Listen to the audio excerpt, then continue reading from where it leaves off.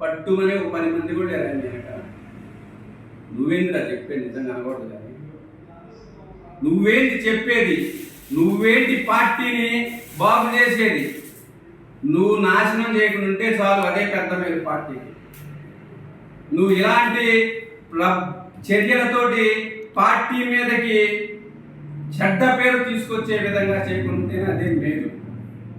అంతేగాని ఇవన్నీ మానేసి మళ్ళీ ఒకసారి చెప్తున్నాను, నువ్వు ఏదైతే ఆరోపణలు చేశావో అది నీ రాజకీయ లబ్ధి కోసం చేసిందే. చిన్ని గారికి నేను డబ్బులు ఇవ్వలేదు, చిన్ని గారు నన్ను మోసం చేయలేదు. నాకు హాస్పిటల్ ఇబ్బంది ఉంది, ఆ ఇబ్బంది నుంచి నేను ఎలా బయటికి రావాలో నేను చూసుకుంటాను. నీ అవసరం లేదు. నాకు కొంతమంది సహాయం భరోసా ఇస్తానది వాస్తవం. అది నేను నా సమస్యని, నా వ్యక్తిగత సమస్యని, ఇక్కడ నా వ్యక్తిగతమే కాదు, హాస్పిటల్లో నాతో పాటు పార్ట్నర్స్ కూడా ఉన్నారు. నేను ఒక్కడే కాదు, నేను ఒక్కడే చిన్ని గారు మోసం చేసింది కాదు.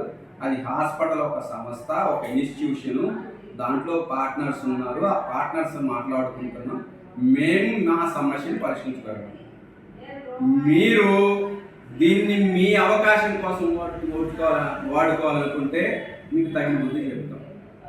డెఫినెట్గా మళ్ళీ చెప్తున్నాను, ఇలాంటి చర్యలు చేస్తే నీ ఇంటికి వచ్చి కొట్టడం జరుగుతుంది, గుర్తుపెట్టుకో.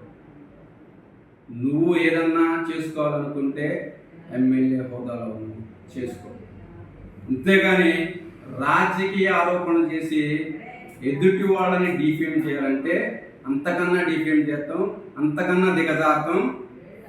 ఈరోజు నేను చదువుకున్న చదువు, నేను విదేశాల్లో తిరిగిన సంస్కారం కొన్ని చేయటానికి కాలు ముందుకు వేయట్లా. నీలా దిగజారుతనంగా వచ్చేసి చేయాలనుకుంటే అంతకన్నా ఎక్కువ జరుగుతుంది. ఇప్పుడే హెచ్చరించాను, ఇంటికి వచ్చి తనటం జరుగుద్ది, గుర్తుపెట్టుకో. నీ పని నువ్వు చేసుకో. నా హాస్పిటల్ నేను చూసుకుంటాను, నా వ్యక్తిగతం నేను చూసుకుంటాను. కానీ పార్టీకి ఏం మాత్రం కూడా డ్యామేజ్ చేసే విధంగా ఉంటే ఇంతకుముందు చెప్పిన 3 అంశాల్లో నిన్ను నిత్యం ఎదుర్కోవడం జరుగుతుందనేసి ఈ సందర్భంగా మళ్ళీ ఒక్కసారి హెచ్చరిస్తుంది.